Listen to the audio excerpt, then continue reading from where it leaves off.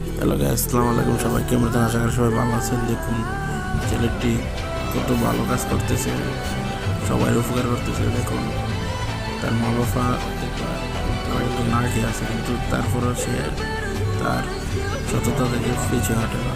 তার সততা সে দেখুন এরা উপকার আছে, এর উপরে হাসছে করে ভদ্রলোকটি মানে করে গেছে, কেনে মানি ব্যাগটা দিব। এর মা বাবা কিন্তু গুছা হয়ে যাবে, বসে মানি ব্যাগটা কেন দিল, কারণ তাদের টাকার খুব প্রয়োজন।